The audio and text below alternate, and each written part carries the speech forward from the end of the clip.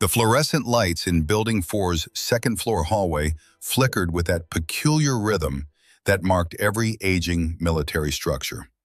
Staff Sergeant Harper Matthews sat rigid in the wooden chair outside room 203, her dress uniform pressed to razor-sharp perfection, boots gleaming like black mirrors in the pale light. Her hands rested flat on her thighs, fingers spread to prevent them from trembling. Through the frosted glass door panel, she could see the silhouette of Major General Catherine Blackwood, seated at a desk, reviewing what Harper knew to be her personnel file. The wall clock read 0557 hours, 3 minutes until her career ended. Harper forced herself to breathe. In through the nose for 4 counts. Hold for 4. Out through the mouth for 4. The breathing technique they taught at Ranger School for controlling fear before jumping out of perfectly good aircraft. Before breaching doors that might have hostiles on the other side. Before doing things that required absolute clarity of mind, despite the body's screaming insistence that danger was imminent. Her mind kept circling back to the same moment, 24 hours ago. The mess hall, the push, the woman's small frame stumbling against the table edge, the silence that had spread through the room like a shockwave from an IED blast. The door opened. Sergeant Matthews. General Blackwood's voice carried the flat authority of someone who'd given orders under fire and expected them to be followed. Enter. Harper stood, executed a perfect about-face, and walked into the room that would determine whether her 12 years of service meant anything at all. But to understand how a decorated combat veteran came to sit in that chair, trembling before a general she'd physically assaulted, we need to go back.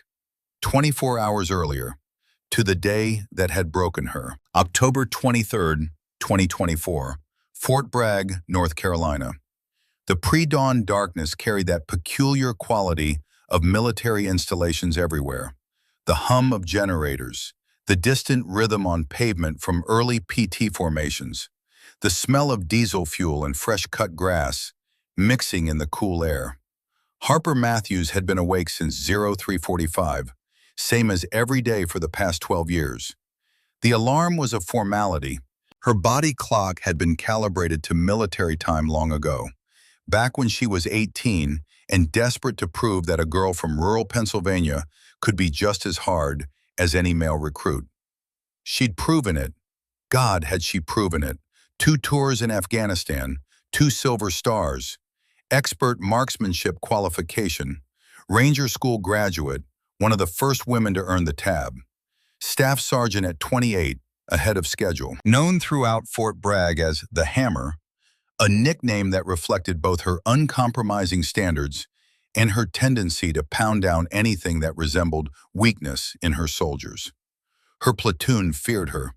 They also trusted her with their lives. That was the trade Harper had made years ago, and she'd never questioned it. Until today. The training exercise had been scheduled for 18 hours, live fire drills combined with equipment troubleshooting under simulated combat stress. The kind of training that separated professional soldiers from people wearing uniforms. Harper had arrived at the range at 0530, 90 minutes before official start time, to personally inspect every piece of equipment her platoon would use. She trusted her team leaders, but she verified everything herself. That was the Ranger way. Trust, but verify. Always verify. By 0700, when the exercise officially began, Harper had already identified 3 potential equipment failures and corrected them. Her soldiers noticed. They always noticed. That was part of her leadership philosophy. Never ask your people to do anything you wouldn't do yourself, and always do it first. The morning had gone smoothly enough. Alpha Team completed their live fire iteration with acceptable accuracy. Bravo Team struggled with a jammed M249, but specialist Tyler Brennan cleared it within the acceptable time window. Harper made notes on her weatherproof notepad, tracking each soldier's performance, identifying areas for individual counseling later. Then at 11:43 hours, Private Ethan Cross nearly died. Cross was 19 years old, fresh from infantry basic training, and terrified of heights. Harper had known this from reviewing his training records.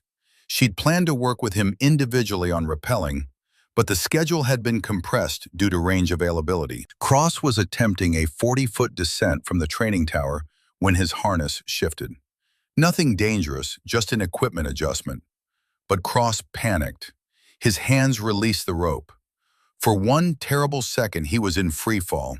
Only the belay rope and the alert training NCO preventing a 40-foot drop onto concrete. Harper was moving before Cross's scream finished echoing across the range. She scaled the tower's metal ladder with the speed of someone who'd done countless fast ropes in Kandahar. By the time she reached the platform, Cross was hyperventilating, pressed against the tower's center post, harness tangled around his legs.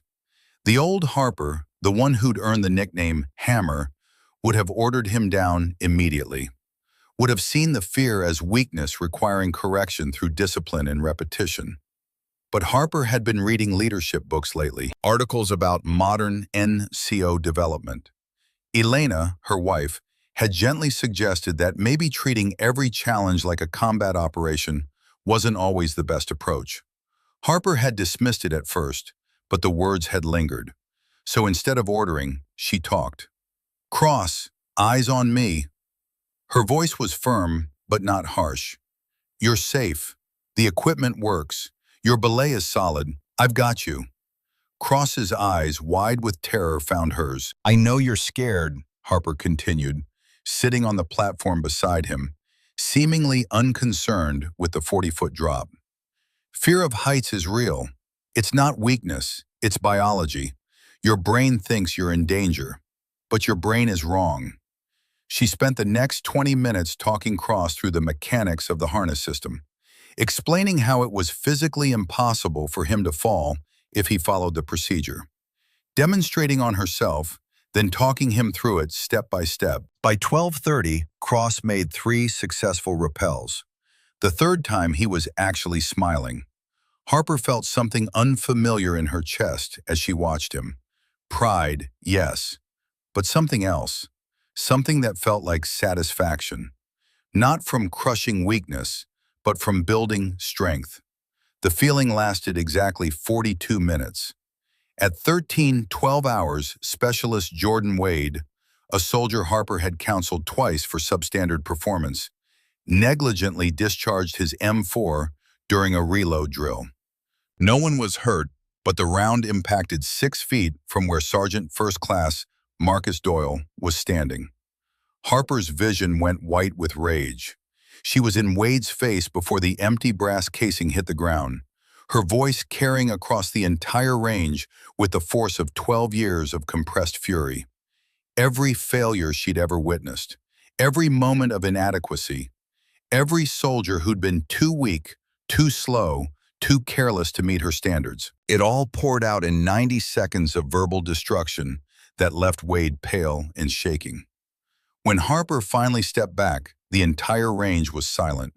40 soldiers standing at attention, eyes forward, no one willing to be the next target. The moment passed. Training resumed. But the feeling Harper had experienced while helping Cross had evaporated, replaced by the familiar cold certainty that weakness killed soldiers, and preventing weakness required absolute intolerance for failure. By 1900 hours, she'd been awake for 15 hours and 35 minutes. She'd skipped lunch to work with Cross on rappelling technique. Breakfast, a protein bar eaten at 0500, felt like a distant memory from someone else's life. Her uniform was soaked through with sweat, despite the October coolness. Her lower back ached from wearing her kit for 18 straight hours. Her eyes burned from lack of sleep and the constant vigilance required to keep 40 soldiers safe during live fire exercises. She should have gone home, should have grabbed a quick shower, changed into clean clothes, maybe stopped by the on-post Burger King before it closed. Elena would have food waiting at home anyway, but Harper's stomach was eating itself from the inside, and the mess hall was right there. 7 minutes until closing. If she hurried, if she didn't waste time, she could grab something hot and actually sit down for 5 minutes before the drive home to the house in military housing where Elena would be putting their two kids to bed. Maeve was 8, wanted to be a soldier just like Mom. Harper's heart swelled with pride every time she heard it, even as a small voice wondered if she wanted her daughter to become the kind of leader Harper had turned into. Wyatt was 6, asked every night if Mommy would be home for bedtime stories.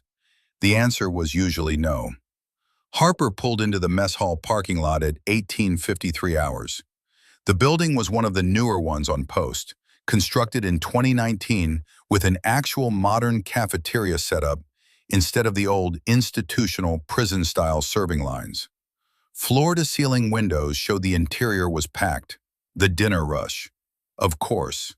She checked her watch.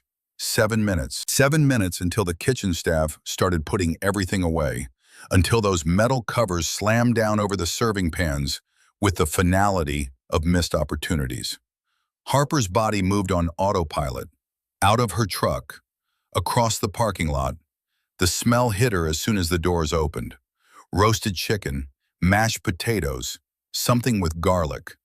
Her mouth flooded with saliva, her stomach cramped. When was the last time she'd actually felt hungry instead of just mechanically consuming calories for fuel? The line stretched halfway across the dining area, at least 30 soldiers between her and food. At the serving line, she could see the kitchen staff already beginning their end-of-day routine, covering dishes, wiping down surfaces. No, absolutely not. Harper had spent 18 hours keeping her soldiers alive through live fire exercises. She documented 2 safety violations, prevented 1 training death, saved Jordan Wade's career by not reporting his negligent discharge, though she'd counsel him privately tomorrow. She'd earned this meal. She moved forward through the crowded mess hall with the same focused determination she'd used moving through the streets of Kandahar. Soldiers milled everywhere, some in line, some carrying trays to tables.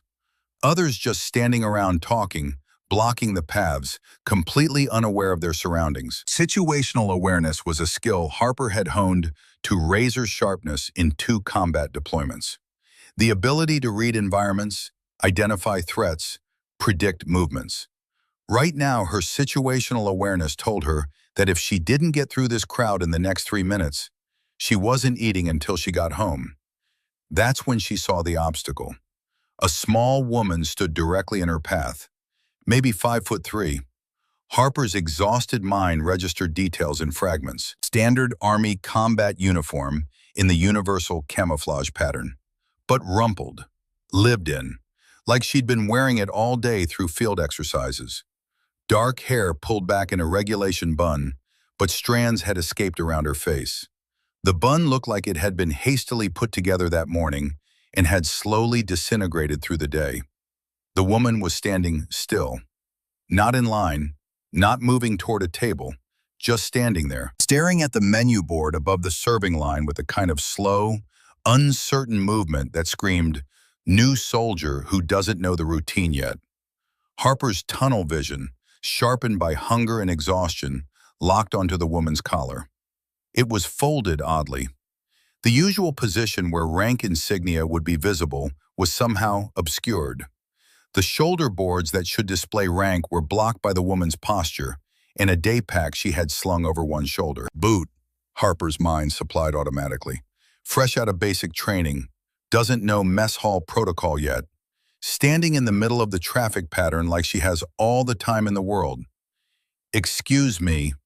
Harper's voice carried more edge than she intended. The woman didn't move, didn't even seem to hear her over the noise of 200 soldiers eating, talking, moving through the space. Harper felt something snap inside her chest.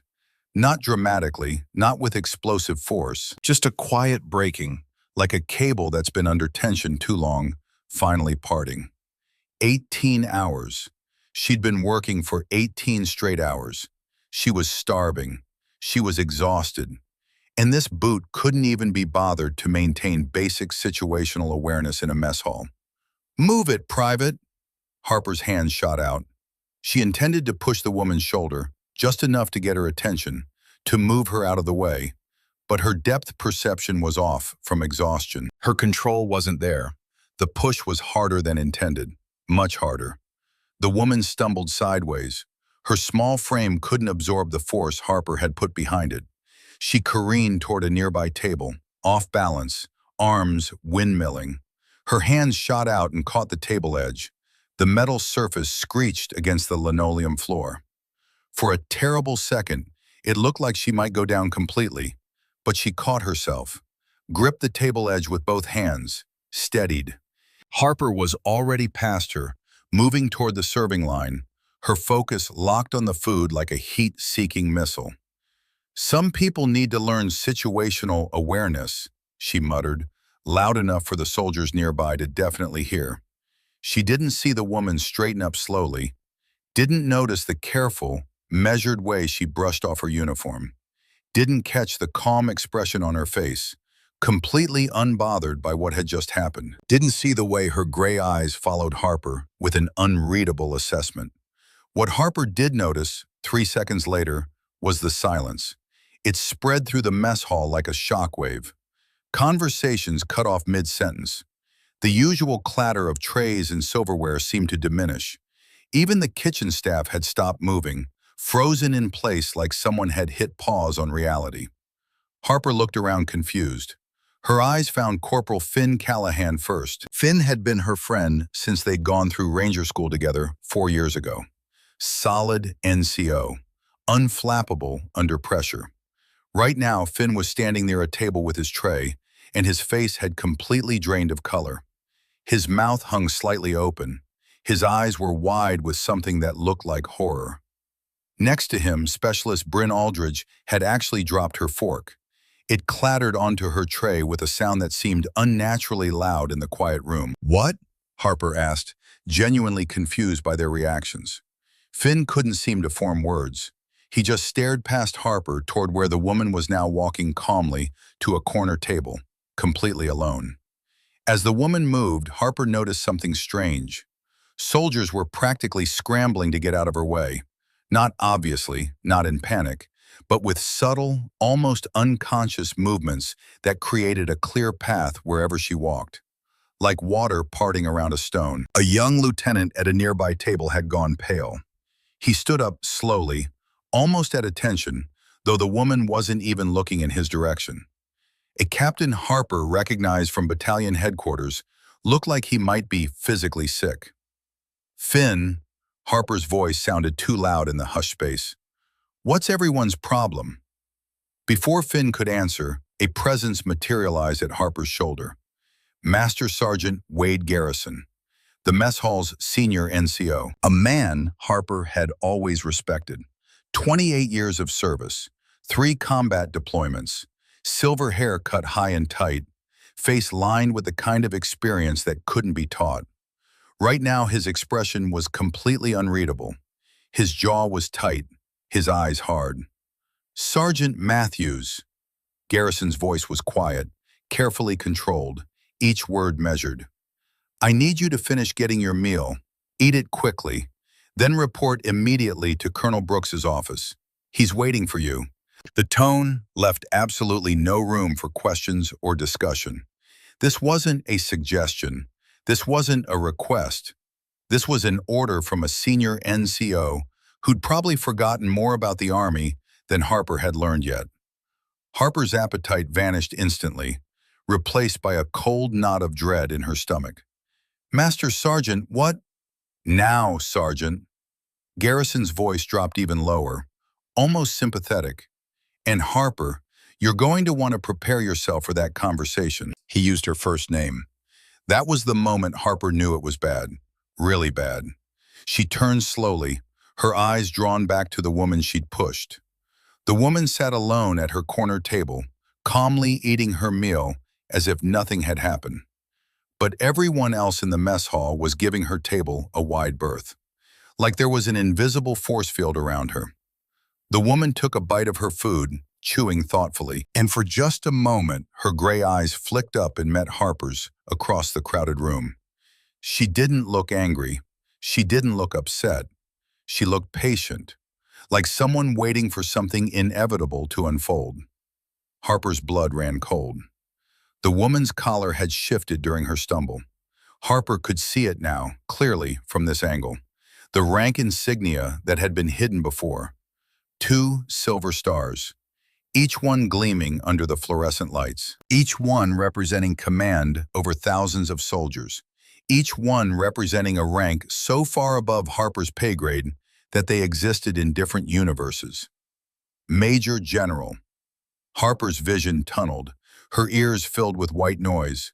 She was aware distantly of her legs carrying her through the serving line, of food being placed on her tray by kitchen staff who wouldn't meet her eyes, of walking to the table where Finn sat, though her friend looked like he wanted to be anywhere else on Earth. She set down her tray. The meatloaf that had smelled so good 5 minutes ago now looked like sawdust. Her hands were shaking, actually shaking. Harper Matthews, who'd kept her hands steady while engaging hostiles at 300 meters, who'd stayed calm while IEDs detonated close enough to feel the pressure wave, who'd led soldiers through ambushes without her voice even wavering. Her hands were shaking. "Talk to me," she said quietly to Finn, forcing herself to pick up her fork, even though the thought of eating made her physically nauseous. What just happened? Finn glanced around nervously, making sure no one was within earshot.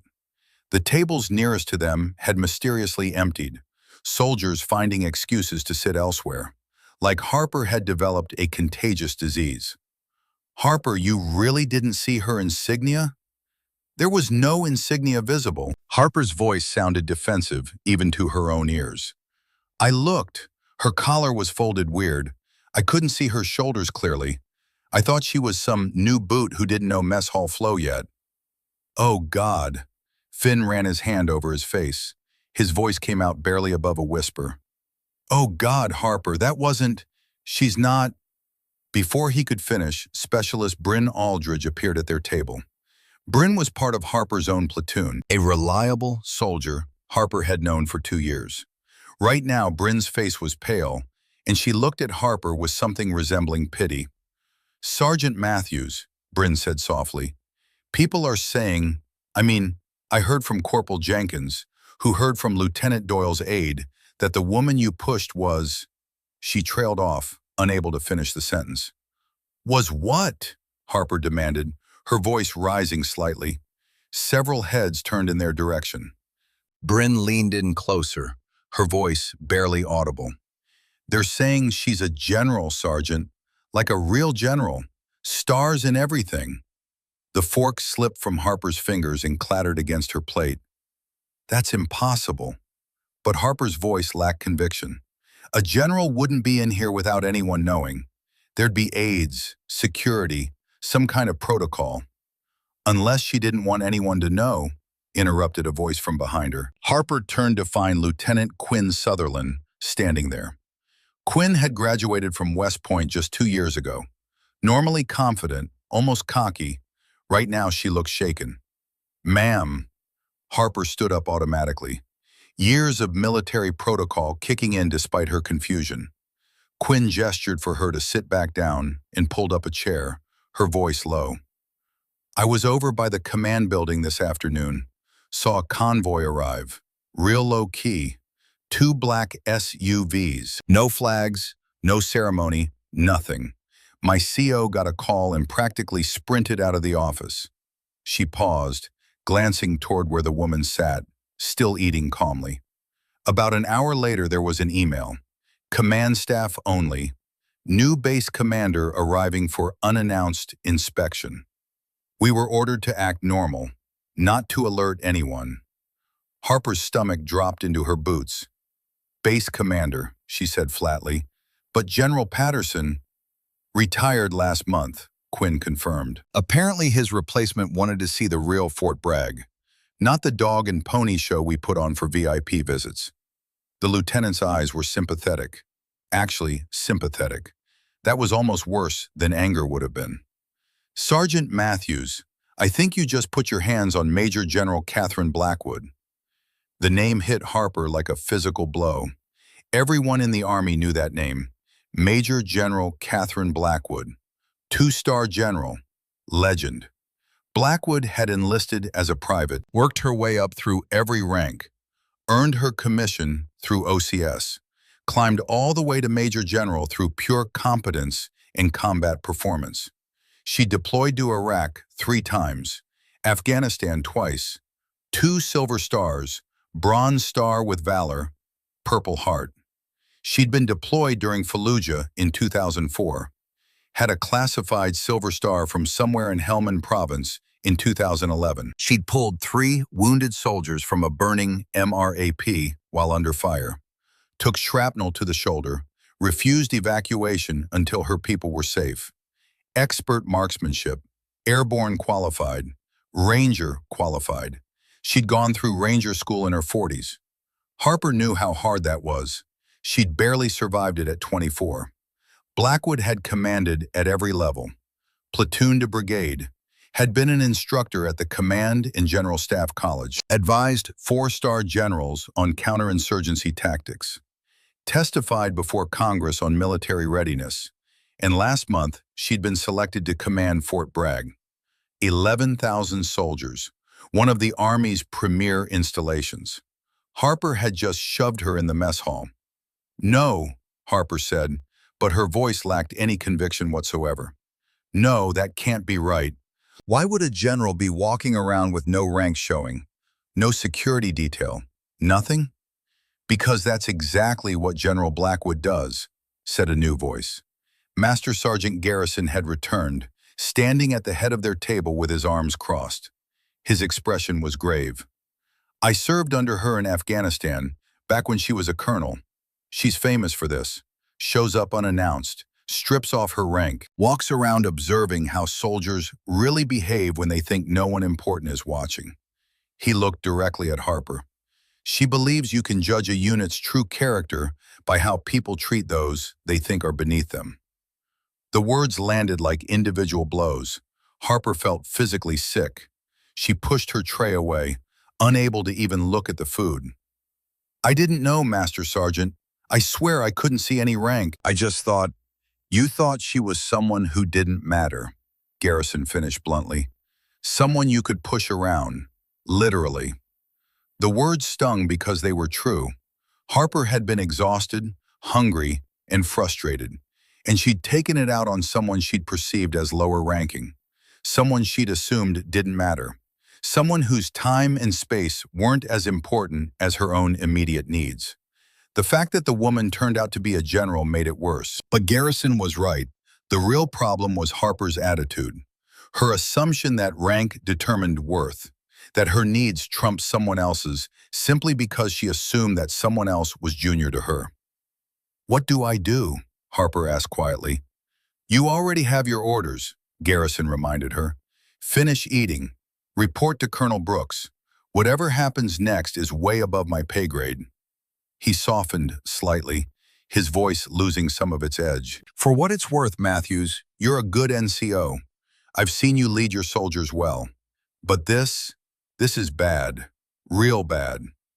As Garrison walked away, Harper forced herself to look across the mess hall at General Blackwood one more time. The general was nearly finished with her meal, eating at a leisurely pace, occasionally glancing around the room with those sharp, gray eyes. She seemed completely at ease, as if she hadn't just been physically shoved by a staff sergeant who was now contemplating the end of her career. A captain from the intelligence section walked past her table. He nodded respectfully. Blackwood nodded back but made no other acknowledgement. She was still maintaining her low profile, still not drawing attention to herself, still observing. Finn finally found his voice again. "Harper, my cousin served under General Blackwood at Fort Hood. He told me stories. She once court-martialed a lieutenant colonel for mistreating enlisted soldiers, ended his career over it." He looked at Harper with worried eyes. "But she also personally mentored a sergeant who'd screwed up badly, helped him turn his career around. The question is, which version of her are you going to meet?" Harper watched as the general stood up, collected her tray, and walked to the dish return. Soldiers parted before her like water around a stone, looked directly at Harper across the room. She paused, turned her head slightly, looked directly at Harper across the crowded mess hall. Their eyes met for the second time that evening. Blackwood's expression was impossible to read. Not angry, not amused, just observant, assessing. Like Harper was a problem she was working through in her mind, a tactical situation requiring analysis. Then she was gone. The door closed behind her with a quiet click that somehow seemed to echo through the still hushed mess hall. Harper looked down at her untouched food and realized her hands were shaking. In her 12 years of military service, she'd faced enemy fire, survived IED blasts, jumped out of perfectly good airplanes, led soldiers through some of the most dangerous places on Earth. She had 2 silver stars in her dress uniform, expert badges, Ranger tab, airborne wings, but she'd never been more terrified than she was right now. "I need to go see Colonel Brooks," she said quietly, standing up. Finn grabbed her arm. "Harper, good luck. Whatever happens, you're a good soldier. Don't forget that." Harper nodded numbly and headed for the door, feeling the eyes of every soldier in the mess hall watching her go. The walk to the command building felt like a march to her own execution. Everything she'd worked for over 12 years, her career, her family's future, the college fund she'd been building for Maeve and Wyatt, the retirement she'd planned with Elena, the life they'd built together through 2 deployments and countless sacrifices. All of it hung in the balance now, and it all depended on what Major General Catherine Blackwood had decided about the staff sergeant who'd pushed her in the mess hall. The evening air had cooled considerably. A light breeze rustled through the pine trees lining the pathway between buildings. Under normal circumstances, Harper would have found it pleasant. The October weather at Fort Bragg was usually her favorite time of year. Tonight she barely noticed. Her mind raced through possibilities, each worse than the last. Court-martial, reduction in rank, dishonorable discharge. How would she explain this to Elena? To her kids who bragged about their mom being a staff sergeant? Maeve wanted to follow in her footsteps, join the Army. What kind of example had Harper just set? The command building loomed ahead, its windows glowing with fluorescent light against the darkening sky. Harper had been here hundreds of times for routine meetings, briefings, administrative tasks. It had never felt threatening before. Tonight it felt like walking into a courthouse for sentencing. She climbed the steps, pulled open the heavy door, signed in with the CQ runner at the desk. Private First Class Morrison, the same soldier she'd helped earlier that day. The same soldier whose fears she'd patiently worked through instead of just ordering him to overcome it. Morrison's eyes widened when he saw Harper. "Sergeant Matthews," he said carefully. "Colonel Brooks is expecting you. He said to send you right in." "Thanks, Morrison." Harper's voice sounded hollow, even to her own ears. "Sergeant," Morrison called out as Harper started down the hallway. Harper turned back. The private looked genuinely concerned. "Whatever this is about, you've always been fair to us. Just wanted you to know that." Harper nodded, unable to trust her voice. She continued down the corridor, her boots echoing on the polished linoleum floor. Past the awards and photos of Fort Bragg's history, past the framed pictures of the chain of command, from the President down through the Secretary of Defense, the Joint Chiefs, and finally to the local command structure. Harper stopped abruptly. At the bottom right corner, where the base commander's photo should be, was an empty space. A small placard read, "Position pending." General Patterson's photo had already been removed. By tomorrow, that space would hold a picture of Major General Catherine Blackwood, the woman Harper had shoved in the mess hall. She forced herself to keep walking. Colonel Brooks's office was at the end of the hall, door slightly ajar. Harper could see her commanding officer through the gap, sitting at his desk, staring at his computer screen with an expression of deep stress. Harper knocked firmly on the doorframe. "Staff Sergeant Matthews reporting as ordered, sir." "Come in, Harper. Close the door behind you." The use of her first name was not a good sign. Colonel Nathaniel Brooks was usually strictly professional during duty hours. Harper entered and shut the door with a quiet click that sounded like a cell door closing. Colonel Brooks was 48 years old, career infantry officer, 2 combat deployments, reputation for being tough but fair. Harper had served under him for 3 years and had always respected the man.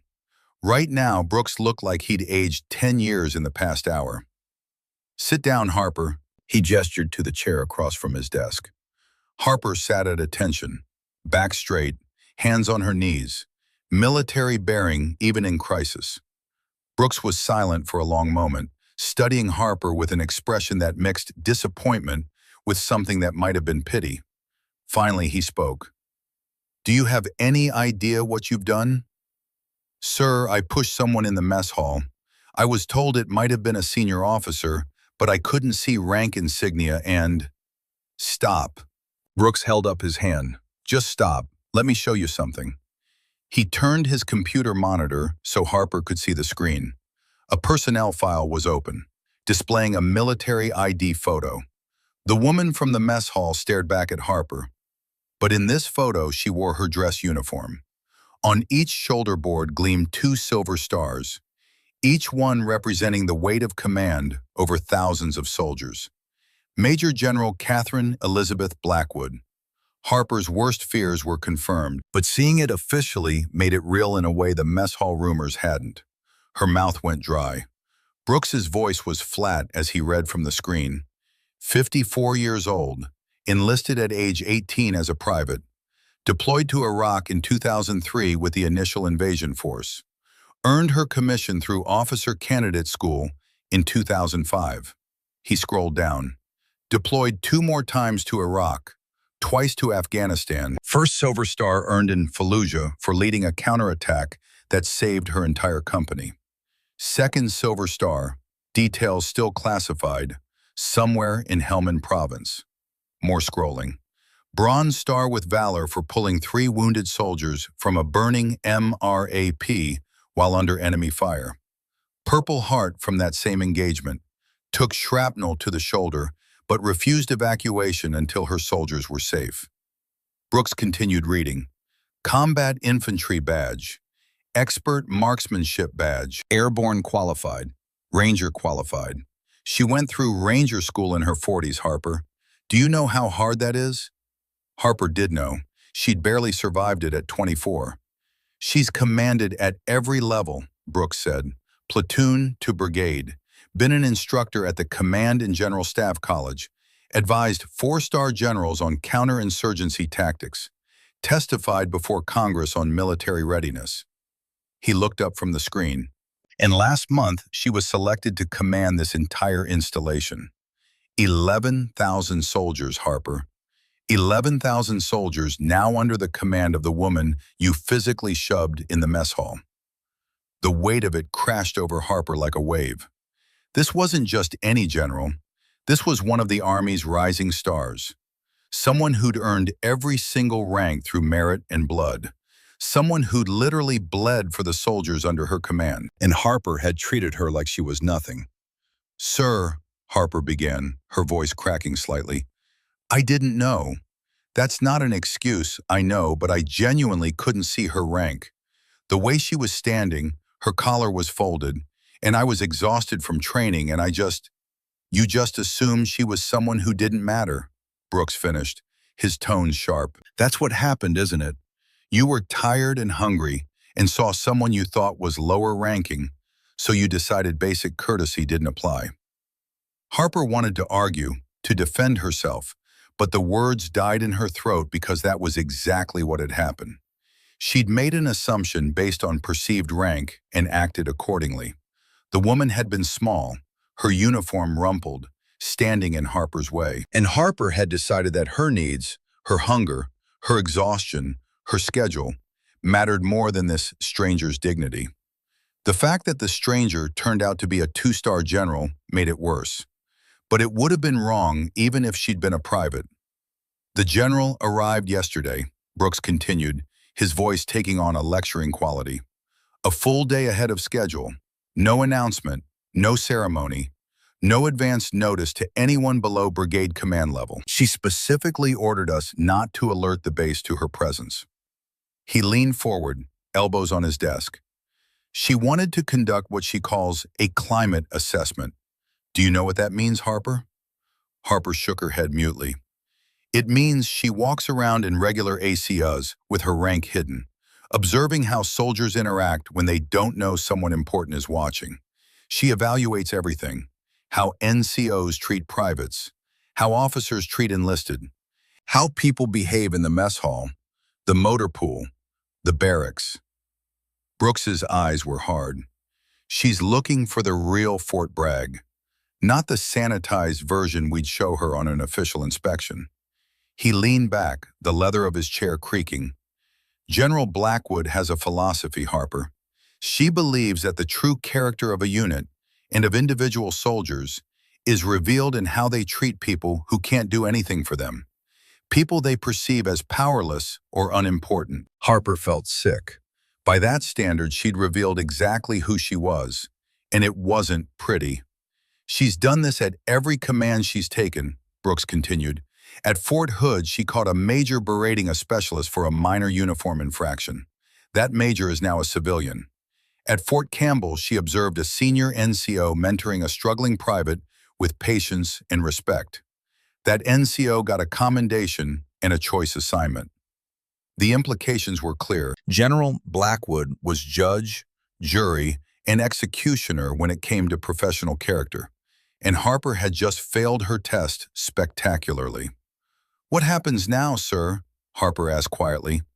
Brooks turned the monitor back toward himself and closed the file. His expression softened slightly, showing the concern of a commander who genuinely cared about his soldiers. "General Blackwood has requested that you report to her office tomorrow morning at 0600 hours. Her temporary office is in Building 4, room 203. She wants to speak with you personally." "Did she say about what, sir?" "She didn't have to, Harper." Brooks paused. "Look, I've known you for 3 years. You're a good NCO. You care about your troops. You lead from the front.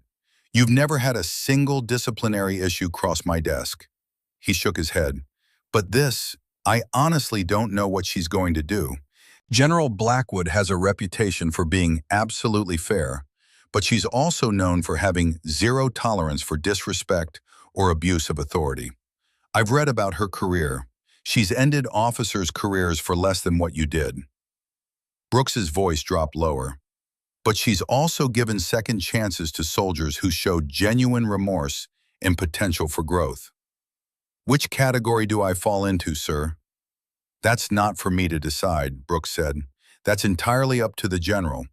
My advice? Go in there tomorrow morning with absolute honesty. Don't make excuses.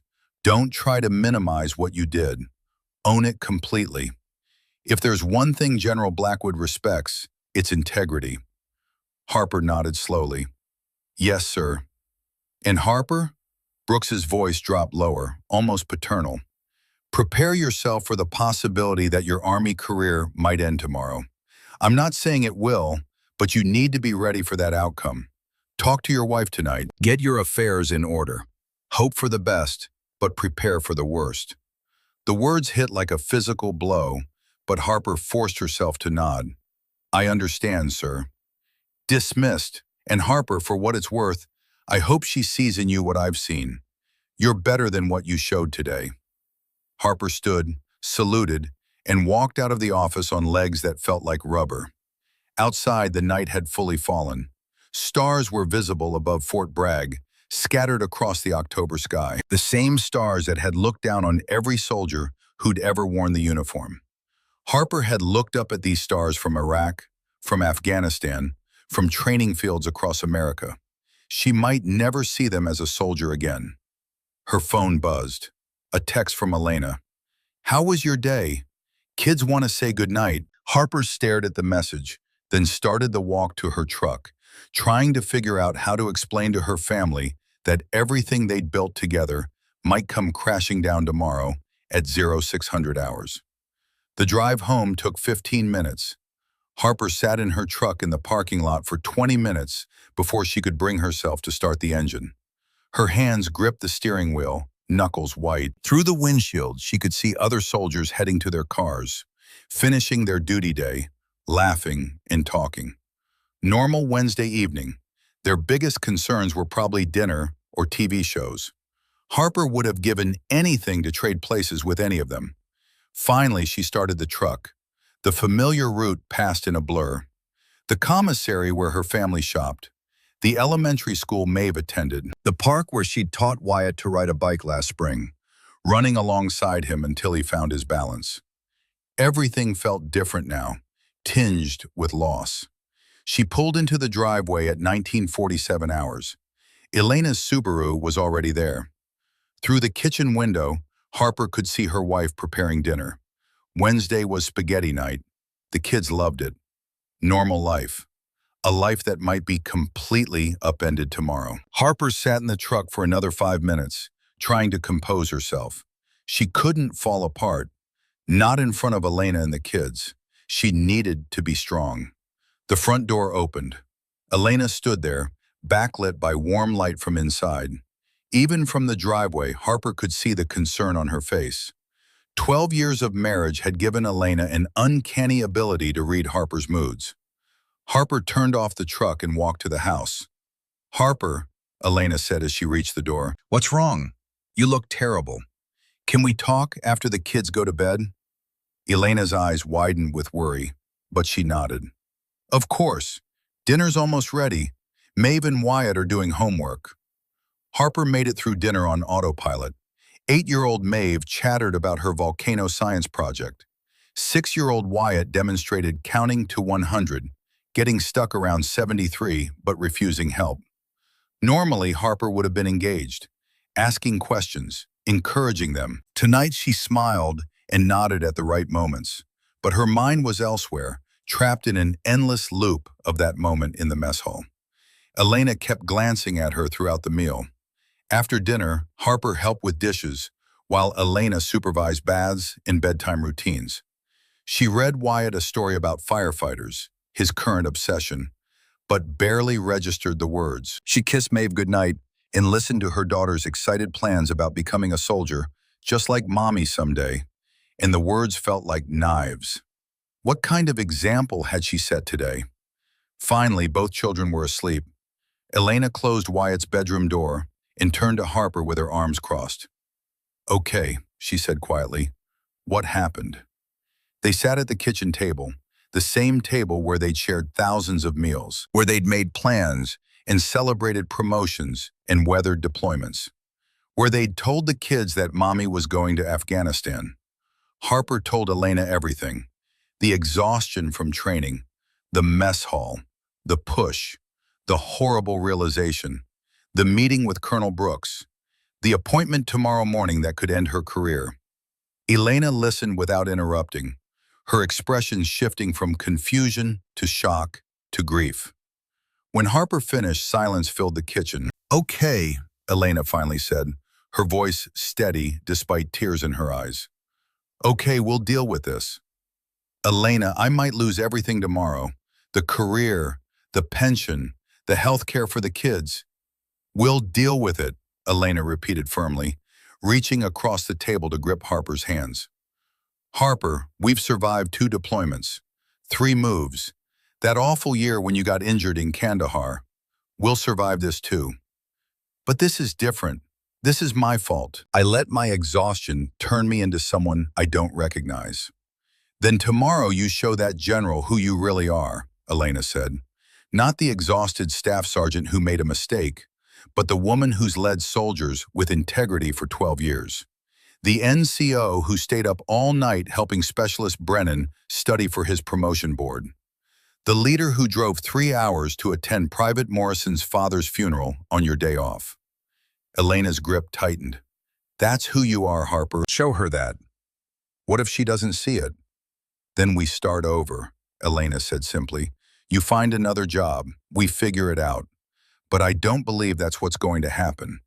If this General Blackwood is as fair as everyone says, she'll give you a chance."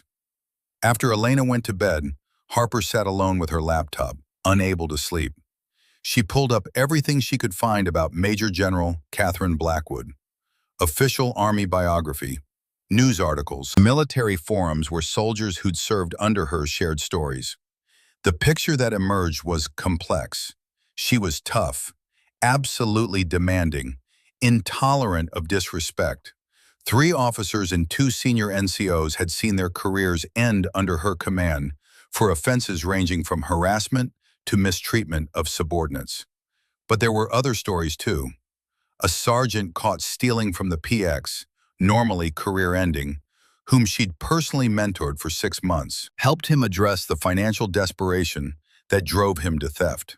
He was now a respected sergeant, first class, at Fort Riley, a lieutenant who'd frozen during combat, nearly getting his platoon killed. Blackwood had counseled him through his PTSD, helped him return to service. He'd gone on to command his own company with distinction.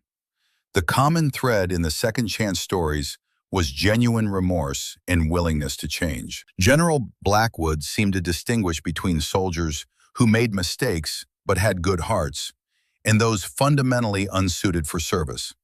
Which category did Harper fall into? At 0200 hours, she gave up on sleep.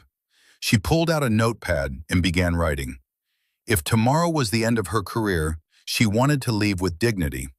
She drafted a resignation letter, acknowledging her mistake, taking full responsibility, expressing regret, not just for consequences to herself, but for failing to live up to the standards she'd sworn to uphold. She updated her resume, trying to translate military skills into civilian terms. Would any of it matter outside the Army? But she also wrote something else, a letter to General Blackwood she might never send. In it, she poured out genuine remorse, recognition of what her action revealed about her character. Not just that she'd pushed someone, but that she'd dismissed someone as unimportant based on assumptions. That she'd let exhaustion become an excuse for treating another human being without basic dignity. She wrote about helping Private Cross with his repelling fear, about the satisfaction she'd felt watching him succeed, about realizing, too late, that leading through patience felt better than leading through intimidation. She wrote about her daughter wanting to join the Army, about wondering what kind of leader she wanted Maeve to become, about recognizing that the Harper who'd pushed General Blackwood wasn't the role model she wanted for her children. Writing helped clarify her thoughts, even if she never showed it to anyone. At 0345 hours, her alarm went off. Harper had gotten maybe 20 minutes of sleep, caught in brief moments between anxious spirals. She showered and put on her most immaculate dress uniform, every detail perfect. Ribbons aligned, name tape centered, boots shined to a mirror finish. Not a single thread out of place. If she was going to face judgment, she'd do it looking like a soldier. Elena made breakfast, but Harper could barely eat. Elena packed her a lunch anyway, the same routine they'd followed for 12 years. At the door, Elena hugged her tightly. "Whatever happens, I'm proud of you," she whispered. "Come home to us." "Always," Harper promised, though the word felt hollow. The drive back to Fort Bragg felt surreal in pre-dawn darkness. The base was just waking up, PT formations gathering, streetlights still on. Harper parked near Building 4 and sat on a bench outside, watching the sky gradually lighten from black to deep blue to pale gray. Other soldiers passed, heading to duty stations. A few recognized her and nodded.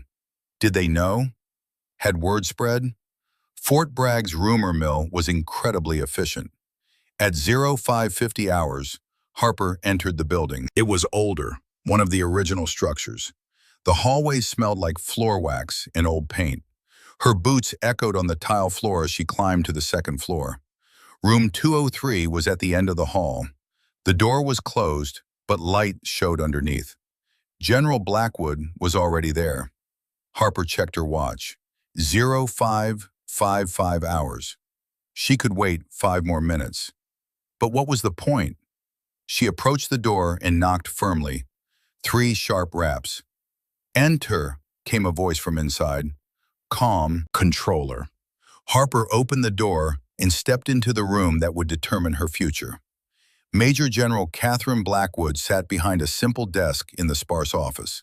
She wore her ACUs, with rank clearly displayed this time. Those 2 stars that represented command, responsibility, and the weight of thousands of soldiers' lives. Her gray eyes looked up from a folder, Harper's personnel file, and locked onto Harper's. "Staff Sergeant Matthews," Blackwood said evenly.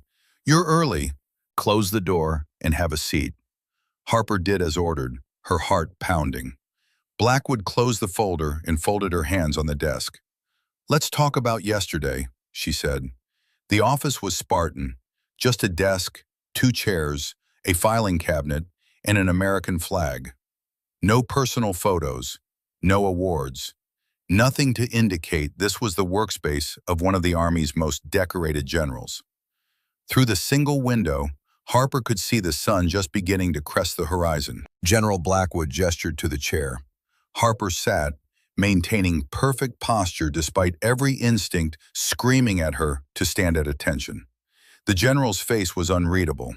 Not angry, not sympathetic, just professionally neutral. Her gray eyes studied Harper with an intensity that made her feel transparent. "Before we discuss yesterday's incident," Blackwood began, "I want you to walk me through your entire day.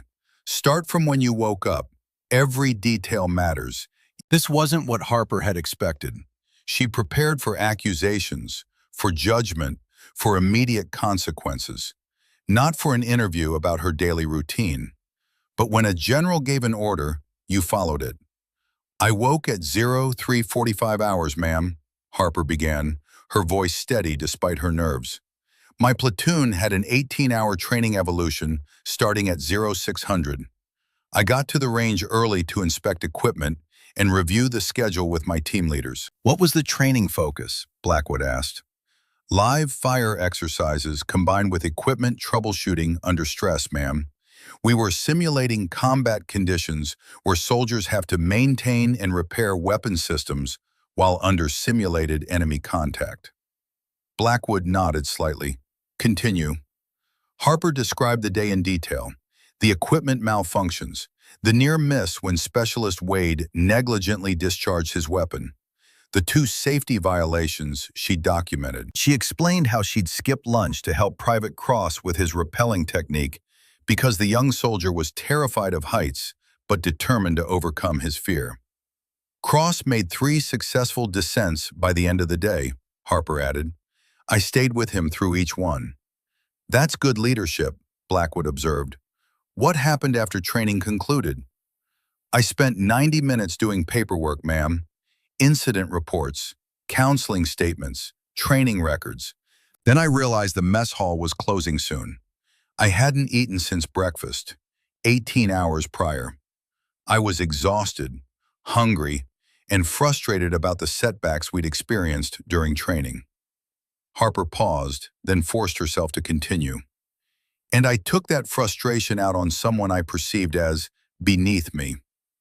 "Tell me what you saw when you looked at me in that mess hall, Sergeant," Blackwood said quietly. "Be completely honest." Harper took a breath. This was the moment for absolute truth. "I saw someone small, ma'am. Someone whose uniform was wrinkled and whose collar was positioned in a way that blocked my view of any rank insignia. Someone standing in my path when I was in a hurry. And I made an assumption that you were a new private who didn't know proper mess hall protocol. And that assumption made it acceptable to physically push me." "No, ma'am." Harper's voice was firm. "There's no acceptable reason for what I did. Even if you had been a private, I had no right to put my hands on you. I was wrong. And I knew it was wrong even as I was doing it. I just didn't care enough in that moment to stop myself." Something flickered in the general's eyes. Surprise, perhaps, at Harper's bluntness. "Most soldiers in your position would make excuses," Blackwood observed. "They'd blame exhaustion, stress, hunger. They'd minimize their actions. I could make those excuses, ma'am, and they'd all be true. But they don't change what I did or why I did it." Harper met the general's eyes directly. "I treated someone with disrespect because I thought they didn't matter. That's a failure of character, not a failure of circumstance." General Blackwood was silent for a long moment, studying Harper with those penetrating gray eyes. Then she stood and walked to the window, her back to Harper, looking out at the base coming to life. "I've been doing these unannounced observations for 15 years, Sergeant Matthews," she said quietly. "At every new command I've taken. Do you know what I've learned?" "No, ma'am. I've learned that exhaustion and stress don't create character. They reveal it." She turned to face Harper. "When soldiers are tired, hungry, and frustrated, their true nature emerges. The filters come off. Some soldiers become more patient, more compassionate, because that's who they fundamentally are." Her eyes locked onto Harper's. "Others become harsh, dismissive, even cruel, because that's who they fundamentally are." Harper felt her chest tighten. This was it, the judgment. But the general surprised her. "The question is, Sergeant Matthews, which category do you actually fall into?" She returned to her desk and sat down. "Because I've been reading your personnel file this morning." She tapped the folder. "Stellar performance reviews, letters of commendation from 3 different commanding officers, a Bronze Star citation for leading your squad through an ambush in Kandahar, testimony from your soldiers about your leadership and integrity." Blackwood opened the folder. "Private Morrison says you stayed with him for 3 hours past the end of training yesterday. Says you talked him through his fear, encouraged him, never once made him feel weak or inadequate. Says you made him believe he could overcome something he thought was impossible." She looked up. "That's the leader you're capable of being." Then her expression hardened. "But that same day you pushed someone you thought was a private because they were in your way. That's also who you're capable of being." Blackwood leaned forward. "This isn't about yesterday's incident in isolation, Sergeant. Your file shows 8 complaints over the past 3 years. Junior soldiers reporting harsh treatment, verbal intimidation, creating a climate of fear rather than respect." Harper felt her stomach drop. She'd known about some of those complaints, but 8? "So I'll ask again," Blackwood said. "Which one is the truth? The patient mentor who helps Private Morrison, or the harsh taskmaster who treats struggling soldiers with contempt? Who are you really?" Harper struggled to find words. "Ma'am, I want to be the leader reflected in the positive parts of that file. I want to be the NCO my soldiers deserve. But yesterday I failed to be that person. I let my worst impulses control my actions instead of my training and values." "That's a fair assessment," Blackwood said. "Now let me share something with you, Sergeant. Something I've never told anyone outside my immediate family." The general's expression softened slightly for the first time since Harper had entered the room. "23 years ago, I was a brand new second lieutenant, fresh out of OCS and convinced I knew everything. I was at Fort Benning for additional training. One evening, rushing to a meeting, I snapped at a man in civilian clothes who was moving too slowly in front of me, told him to get out of my way, pushed past him rudely." Blackwood's lips twitched in what might have been a bitter smile. "Turned out he was the base's command sergeant major, off duty, heading home after a 12-hour day. He'd served 30 years, earned a Silver Star in the Gulf War, and there I was, a lieutenant with exactly 6 weeks of service, treating him like he was invisible." Harper's eyes widened. The parallel was unmistakable. "He could have destroyed my career before it started," Blackwood continued. "Instead, he pulled me aside and taught me the most important lesson I've ever learned. That character isn't about how you treat the people who can advance your career.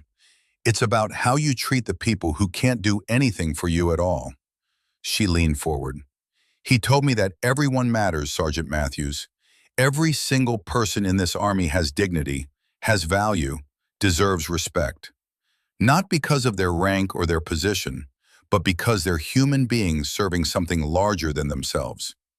That lesson changed everything for me," Blackwood said softly. "It made me the officer I became, and eventually the general I am today. The question now is whether yesterday can be that kind of lesson for you." Harper felt something shift inside her. Not relief exactly, but a glimmer of possibility where before there had been only dread. "I want it to be, ma'am," she said quietly. "I want to learn from this, to be better." "We'll see, Sergeant. We'll see if you mean that. General Blackwood opened a drawer and pulled out two documents. I'm going to give you a choice, and I want you to think very carefully before you answer. She slid the first document across the desk. Option 1 is a formal letter of reprimand in your permanent file. It will follow you for the rest of your career, affecting every promotion board, every assignment selection. But you can continue serving. And if you work hard enough, you might eventually overcome it. She paused, letting that sink in. Option 2 is something different. Something I've designed specifically for you. Blackwood slid the second document across. Harper picked it up and began reading, her eyes widening with each paragraph. Leadership Restoration and Development Initiative. 30 consecutive days. Report to reception center at 0500 hours daily. Greet every incoming soldier, officer, and civilian employee. Maintain full platoon duties. Develop comprehensive training curriculum on dignity and respect. Weekly reports to base command. Failure results in separation from service. This assignment is in addition to, not in place of, your current duties, Blackwood said. You'll essentially be working 2 full-time jobs for a month, surviving on maybe 4 hours of sleep per night.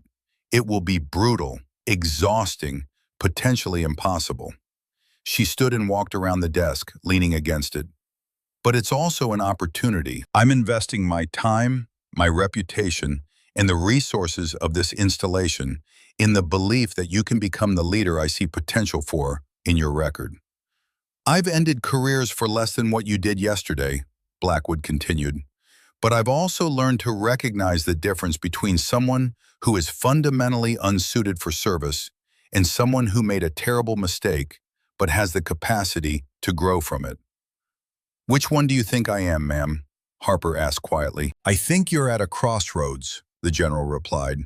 Yesterday, you revealed a character flaw, the tendency to devalue people you perceive as beneath you. That flaw exists in you, Sergeant. We both know it now. The question isn't whether it exists. The question is whether you're willing to do the hard work to change it. She picked up Harper's personnel file. Private Morrison told me you stayed with him for 3 hours, said you talked him through his fear, encouraged him, never once made him feel weak, said you made him believe he could overcome something he thought was impossible. Blackwood looked up. That's the leader you're capable of being when you choose to be. She set the file down. This program is designed to help you become that version permanently. The reception center assignment serves multiple purposes. First, it puts you in a position where you must treat every person with respect. You won't know if the private walking through that door is someone's child, someone who will save lives in combat someday. You'll learn to see the human being, not just the rank. Blackwood began pacing slowly. Second, you'll mentor other NCOs who work in reception. You'll teach them what you're learning. There's no better way to internalize a lesson than to teach it to others. Third, the curriculum you develop will become part of Fort Bragg's NCO education program. It will affect thousands of soldiers over time. Your mistake yesterday will ultimately improve this entire installation's culture, but only if you pour yourself into creating something genuinely valuable. Harper absorbed this, understanding dawning.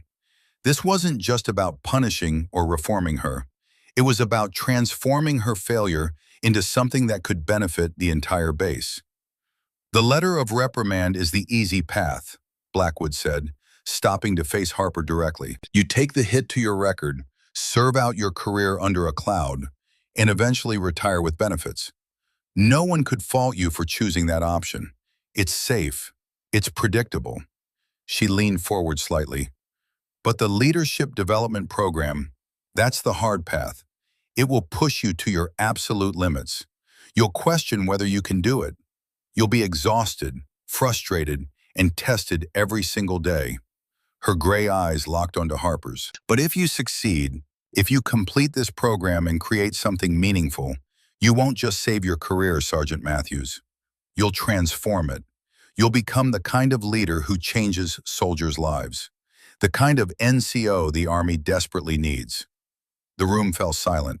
Harper looked at both documents, the reprimand safe, predictable, a permanent scar but survivable. The program, brutal, uncertain, but offering something more than survival.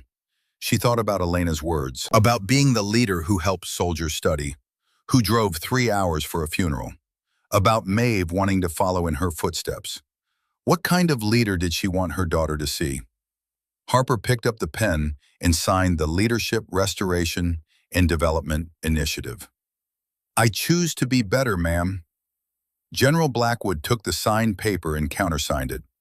Report to the reception center at 0500 tomorrow morning. Master Sergeant Garrison runs that section. I've already briefed him. He's expecting you. Yes, ma'am. And Sergeant Matthews, Blackwood's voice stopped Harper as she stood to leave. This program isn't designed to be easy. It's designed to change you fundamentally. Embrace the difficulty. That's where the growth happens. I understand, ma'am. I hope you do, Blackwood said, because starting tomorrow, I'm not just your base commander. I'm your mentor, and I don't accept failure from soldiers I invest in. Dismissed. Harper saluted sharply, executed a perfect about-face, and walked out of the office. Her career hadn't ended. Instead, it had been given a second chance, one she was determined not to waste. The next morning began at 0345. Harper's first thought was that the alarm must be broken. She just closed her eyes. But no. 3 hours of sleep. This would be her life for the next 30 days. Master Sergeant Garrison was already at the reception center when Harper arrived at 0455, coffee brewing in the small office behind the processing desks. Matthews, he nodded, not unfriendly but not warm either. General Blackwood briefed me on your situation. I'll be straight with you. I've seen a lot of rehabilitation assignments in my 28 years. Most soldiers treat them like punishment details. Phone it in, do the minimum, wash out. He handed her a steaming mug. Don't be one of those soldiers. I won't be, Master Sergeant. We'll see. Garrison pulled up the day's roster on his computer. 15 arrivals today, mix of enlisted and officers. You'll greet every single one. Not just process them, greet them. Make them feel like Fort Bragg is the best assignment they could have gotten. Think you can do that on 3 hours of sleep? Yes, Master Sergeant. The first week was harder than any Ranger School evolution Harper had endured. Physical exhaustion, she understood. Her body knew how to function on no sleep. But this was different. This required patience when she had none. Kindness when exhaustion made her sharp. Genuine interest in strangers when all she wanted was to close her eyes. Private First Class Shelby Whitmore from Montana was arrival number 7 on day 2. 19 years old, terrified, homesick. Harper's instinct, the old Harper, saw weakness. Saw someone who wouldn't last 6 months. But she forced herself to sit down, to ask questions, to listen. I'm from Billings, Whitmore said quietly. This is my first time east of the Mississippi. Everything here is so green and humid, and I don't know anyone, and what if I can't do this and... Hey. Harper's voice was gentle in a way that felt foreign. Whitmore, look at me. You made it through basic training. That means you're tougher than 90% of people out there. The fear you're feeling, that's not weakness. That's being smart enough to know this is a big change, but you're going to be fine. She spent 20 minutes with Whitmore, found out she was an EMT before enlisting, that she spoke some Crow language from her grandmother, that she wanted to be a medic and eventually go to physician assistant school. We need good medics, Harper said, and you're going to be one of them. When Whitmore left, she was smiling. Garrison appeared at Harper's shoulder. That was good work, Matthews. Old you would have processed her in 8 minutes and sent her on her way. Old me was an asshole, Master Sergeant. Old you was effective, just not particularly human. He smiled slightly. Keep this up. By day 10, Harper had greeted 147 soldiers. She knew their names, their home states, their fears. Private First Class Marcus Webb from Alabama worried about being too small for infantry work. Lieutenant Quinn Sutherland from Colorado was terrified of commanding her first platoon. Specialist Devin Cross from Ohio thought he'd made a mistake enlisting. Harper treated each one as if they mattered. Because they did. She was beginning to actually see it, not just intellectually understand it. Then came the first crisis. Staff Sergeant Derek Ashford had been at Fort Bragg for 6 years. He'd been passed over for promotion to Sergeant First Class twice. He was bitter, angry, and when he heard about Harper's special program, his resentment found a target. Harper first noticed it during lunch on day 12. The DFAC was crowded. Ashford sat 3 tables away with a group of senior NCOs, his voice carrying. Gets caught physically assaulting a 2-star general, and what happens? Sweetheart assignment at reception, making friends and drinking coffee. Meanwhile, those of us who actually follow the rules, we get the real work. Harper's jaw tightened, but she kept eating. She wouldn't give him the satisfaction. The next day, Harper arrived at the reception center to find Ashford already there, talking to Garrison. "Just wanted to see this rehabilitation program in action, Master Sergeant," Ashford was saying. "Make sure our standards aren't slipping." He stayed for 2 hours, watching Harper work with a critical eye that made every new arrival uncomfortable. When Private Lucas Donovan, a nervous 20-year-old from Michigan, stuttered through his paperwork, Ashford interjected, "Private, in the Army we expect you to have basic reading comprehension skills. Can you read? Or did they lower the standards for you too?" Donovan's face flushed red. His hands started shaking. Harper felt rage ignite in her chest. The old Harper, the hammer, would have physically thrown Ashford out of the building, would have gotten in his face. She caught Garrison's eye. He gave the slightest shake of his head. This was her test. Harper stood, walked calmly to Donovan, and gently took the paperwork from his trembling hands. "Private Donovan, let's step outside for a moment. Get some air." Outside, away from Ashford's toxic presence, Harper helped Donovan complete his forms, explained each section, told him about a sergeant she'd known in Afghanistan who had severe dyslexia but was the best tactical mind in the battalion. "Different doesn't mean deficient," Harper said. "You're going to do great here." When they returned inside, Ashford was gone. Garrison was waiting. "You handled that well," he said quietly. "Old you would have started a fight." "Old me would have made everything worse," Harper replied. "Ashford wants me to fail. Giving him a show would just prove him right." But that night, Harper lay awake, replaying the incident. Ashford's words stung because they touched a fear she'd been trying to ignore. Was this really rehabilitation or just optics? Was she actually changing or just performing change? She didn't have an answer.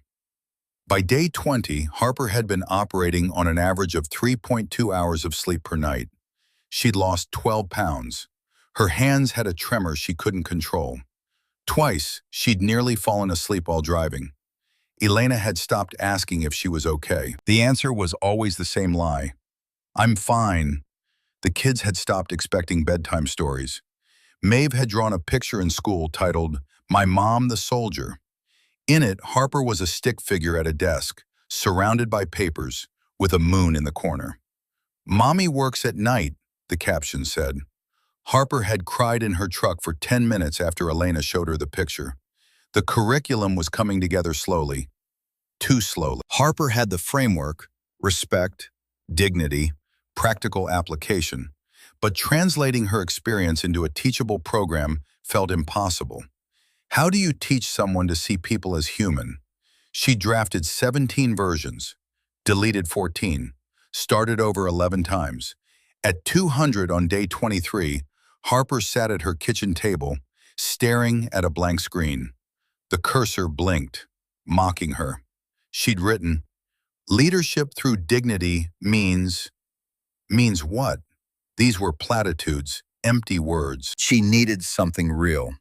The cursor kept blinking. Harper's eyes slid shut. Just for a second, just to rest them. She woke to Elena shaking her shoulder. Sunlight streamed through the window. "Harper, "Harper, it's 6:30. You missed your alarm." Panic jolted through her. 6:30. She was supposed to be at the reception center at 500. 90 minutes late. 23 days of perfect attendance destroyed. She grabbed her phone. 17 missed calls from Garrison. 3 texts. "Where are you?" Matthews respond. "General Blackwood is here." Harper's blood turned to ice. She'd failed. Elena drove her to base while Harper changed in the passenger seat, fumbling with her uniform buttons. She burst into the reception center at 0647. General Blackwood stood in the center of the room, hands clasped behind her back, watching Specialist Tyler Brennan process a nervous private. Garrison stood nearby, his face unreadable. Harper came to attention. "Ma'am, Blackwood held up one hand. Silence. The general watched Brennan work for another 3 minutes. Harper stood frozen, waiting for the axe to fall. Finally, Blackwood turned. "Walk with me, Sergeant Matthews." They stepped outside. The October morning was cool, beautiful. Harper barely noticed. "I fell asleep, ma'am," Harper said immediately. "I set my alarm, but I must have—" "I know what happened, Sergeant. Master Sergeant Garrison called me when you didn't arrive." Harper waited for it. The disappointment, the termination, separation from service. Instead, Blackwood asked, "How much sleep did you get last night?" 2 hours, ma'am, maybe less. "And the night before?" 3 hours. Average over the past 23 days? Harper did the math. "Approximately 3.1 hours per night, ma'am." Blackwood was quiet for a long moment, looking out over the base. "Sergeant Matthews, do you know why I designed this program the way I did?" "To test me, ma'am, to see if I could handle the pressure." "No," Blackwood turned to face her. "I designed it to push you to your absolute limits, to exhaust you, to frustrate you, to put you under the same kind of stress you were under the day you pushed me." Harper's breath caught. "Because I needed to know," Blackwood continued, "whether your character change was real or just performance, whether you'd revert to the hammer when you were tired and stressed, whether kindness was a choice you could make even when it was hard." She gestured back toward the reception center. "For 23 days, you've made that choice. Every morning, every arrival, even when Sergeant Ashford tried to provoke you, you chose patience over anger, understanding over dismissal." "But I failed today, ma'am. I overslept. I wasn't here." "You're human, Sergeant. The point of this program isn't to turn you into a machine that never makes mistakes. It's to change how you respond when you do." Blackwood's expression softened slightly. "You could have made excuses, could have blamed your alarm. Instead, you owned it immediately. That's growth." Harper felt tears prick her eyes but refused to let them fall. "However," Blackwood's voice turned stern, "you cannot continue like this. 3 hours of sleep per night is not sustainable. It's dangerous." "Ma'am, This is not a suggestion, Sergeant Matthews. Starting tonight, you will sleep a minimum of 5 hours. I don't care if your curriculum isn't perfect. You will sleep. That's an order." "Yes, ma'am." "Your wife is a nurse, correct?" "Yes, ma'am." "Then she knows better than most what sleep deprivation does to decision-making and health. Listen to her. Take care of yourself. You can't pour from an empty cup." Blackwood started to walk away, then paused. "And Sergeant, I came by this morning not to catch you failing, but to see what Master Sergeant Garrison has been telling me about. He says you've revolutionized his section. Soldier satisfaction scores are up 47%. She looked directly at Harper. "Keep going. You're exactly where you need to be." That night, Harper actually slept 6 hours. When she woke, the curriculum ideas were flowing. The breakthrough came from Private Donovan's story with Ashford, from Whitmore's fear, from every single arrival she'd greeted. The curriculum wasn't about teaching abstract concepts. It was about sharing real stories, about giving NCOs tools to see beyond rank and recognize human beings. She worked through days 24 to 29, with renewed purpose. The curriculum took shape. Real scenarios from the reception center, assessment tools, practical exercises. On day 29, General Blackwood made her unannounced visit, watched Harper work, asked her if the experience had changed her. Harper had answered honestly, yes, fundamentally, irreversibly. Day 30 arrived. Harper submitted her completed curriculum at 0500. Dignity through leadership, respect as the foundation of military excellence. Master Sergeant Garrison read it that afternoon. When he finished, he called Harper into his office.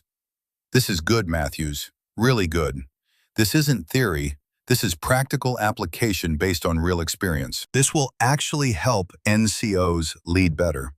He extended his hand. "You changed this place, changed me too." That handshake felt like absolution. Day 31, 1400 hours. The Fort Bragg auditorium was packed with 200 senior NCOs from across the installation.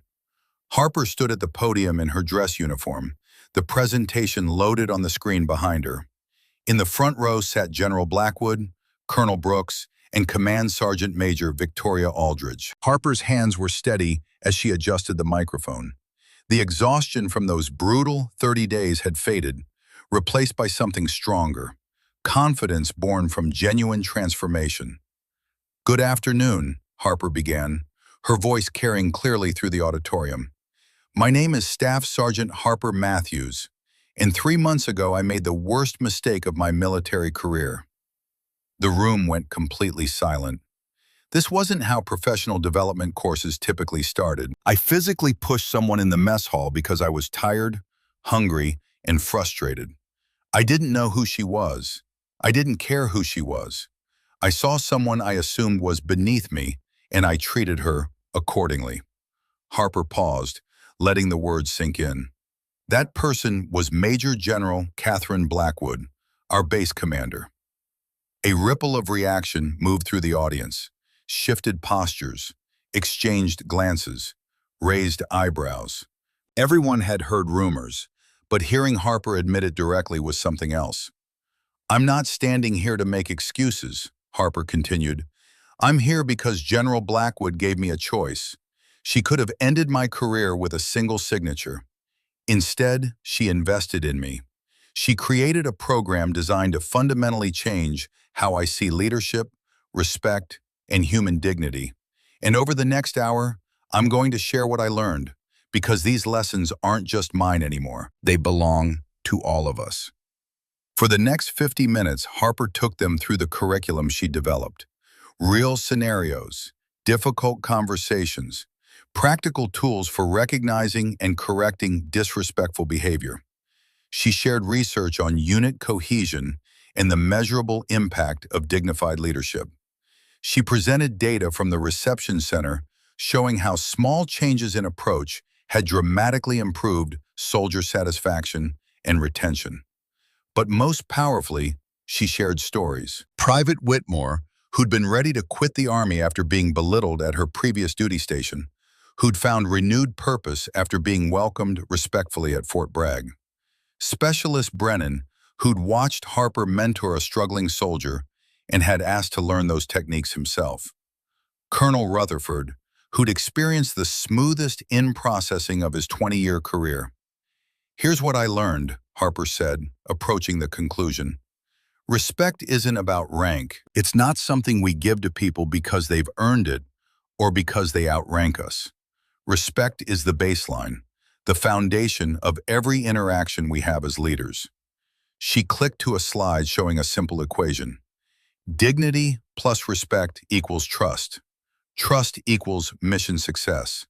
When soldiers know they'll be treated with dignity, regardless of their rank, regardless of whether they can do anything for us, they trust us. And soldiers who trust their leaders will follow them anywhere, into combat, through hardship, through the impossible situations we ask them to face.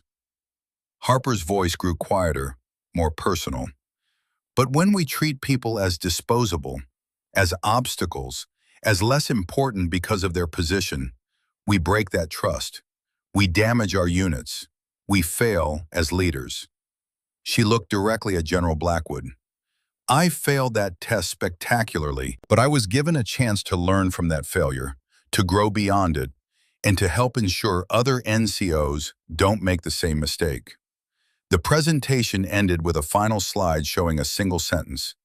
Everyone matters. Act accordingly. The applause started slowly, then built. Harper stepped away from the podium, her heart pounding. She'd done it. 30 days of brutal work, countless sleepless nights, and 3 months of refinement had led to this moment. As the NCOs filed out for their break, General Blackwood approached. "Well done, Sergeant First Class Matthews." Harper's eyes widened. "Ma'am?" Blackwood held out a folder containing promotion orders. "Your promotion board convened last week. You were selected below the zone, ahead of your peers. Your leadership program was cited specifically as evidence of exceptional performance and potential." Harper opened the folder with shaking hands. Sergeant First Class. The rank she thought she'd never achieve after that day in the mess hall. The rank that now represented not just her recovery, but her transformation. "Additionally," Blackwood continued, "the division commander has requested your curriculum be implemented across all of Fort Bragg's sister installations. You'll be TDY for the next 6 months, traveling to train senior NCOs at 8 different bases." "Ma'am, I don't know what to say." "Say you'll continue the work," the general replied. "Say you'll take this experience and use it to improve our Army. That's how you truly repay the second chance you were given." "I will, ma'am. I promise." Blackwood's expression softened slightly. "Do you understand now why I invested in you instead of ending your career?" Harper thought back to that terrible moment in the mess hall, to the sleepless night before their meeting, to the grueling 30 days that had followed. "Because you saw potential I didn't know I had." "No," Blackwood corrected gently. "Because I saw the leader you already were underneath one terrible mistake. I just gave you the opportunity to see it too." She extended her hand. "Congratulations, Sergeant First Class Matthews. Make me proud." "I'm already trying to, ma'am. Every single day." As Blackwood walked away, Harper looked down at the promotion orders in her hands. Her phone buzzed. A text from Elena with a photo of Maeve and Wyatt holding a homemade banner. "Congratulations, Sergeant First Class Mom." They'd known before she did. The Army had already notified her family. Harper walked outside into the bright afternoon sunshine. Across the parade field, she could see the mess hall where everything had changed. The place where her career had nearly ended, where her character had been tested and found wanting, but also the place where her real leadership journey had begun. That evening, Harper returned to the reception center one final time. Her formal assignment there had ended, but she'd made it a habit to stop by occasionally. Garrison was processing a group of new arrivals, 3 privates who looked terrified and lost. Harper watched as Garrison greeted each one with genuine warmth, taking time to put them at ease, treating them with the dignity and respect that had become the center's hallmark. One of Garrison's NCOs, Specialist Brennan, the same one Harper had mentored months ago, was demonstrating the same approach with another nervous soldier. The transformation had rippled outward, creating a culture change that would outlast Harper's direct involvement. "Sergeant First Class Matthews," Garrison called out, spotting her. "Come meet our newest arrivals." Harper approached the group with a smile. "Welcome to Fort Bragg. You've arrived at a special place. We believe that every soldier matters here, regardless of rank. You're going to do great things." The privates relaxed visibly, their anxiety giving way to cautious optimism.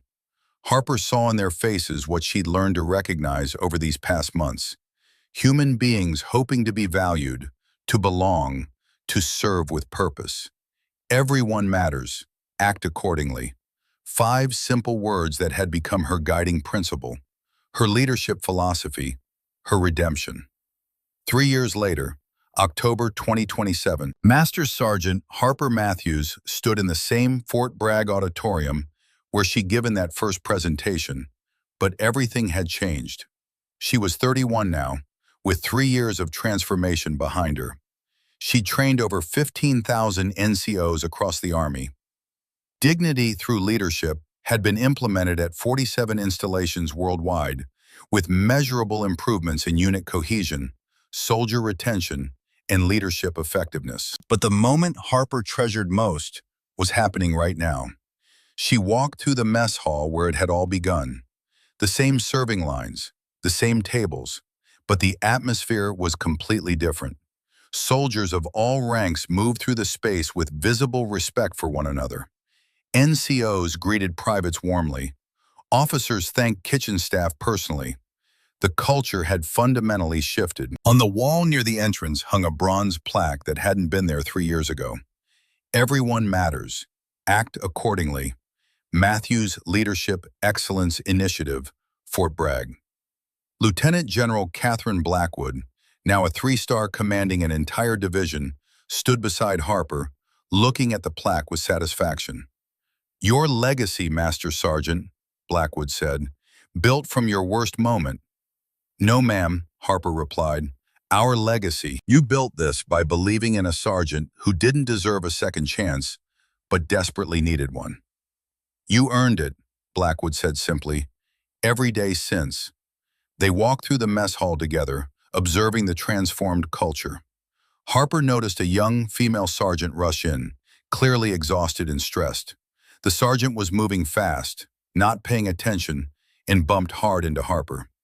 "Out of my way," the sergeant snapped without looking, continuing toward the serving line. The entire mess hall went silent, that familiar, terrible silence Harper remembered from 3 years ago. The young sergeant, Sergeant Taylor Brennan, according to her name tape, froze as she realized what she'd done. She turned slowly, saw the master sergeant rank on Harper's uniform, and her face drained of all color. "Oh, God, Master Sergeant, I'm so sorry, I didn't—" Everyone was watching, waiting to see how Harper would react. Would she respond the way General Blackwood had responded to her? Or would she revert to the harsh leader she'd once been? Harper smiled warmly.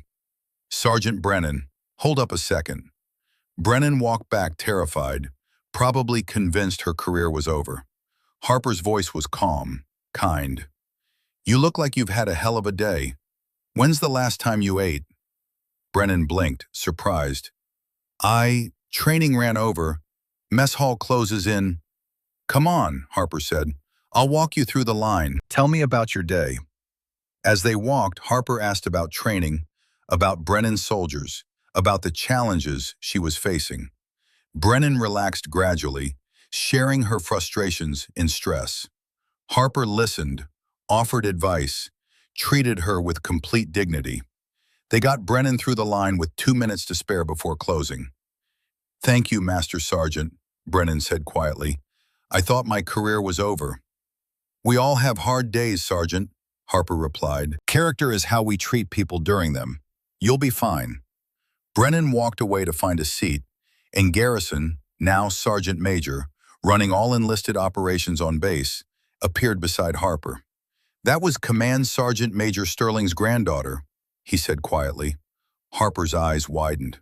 Sterling, the man who'd taught General Blackwood that same lesson 23 years ago. "She knows the story," Garrison continued. "Asked to be stationed here specifically. Wants to meet you." Harper looked across the mess hall at General Blackwood, who was watching from near the exit. The general gave a slight nod. She'd arranged this. A full-circle moment connecting 3 generations of leaders, learning the same fundamental lesson. Harper met with Brennan later that evening in her office. The young sergeant sat nervously in the chair across from Harper's desk. "Master Sergeant Garrison told me who your grandfather was," Harper began. "Command Sergeant Major Robert Sterling, one of the finest NCOs this Army has ever produced." Brennan nodded.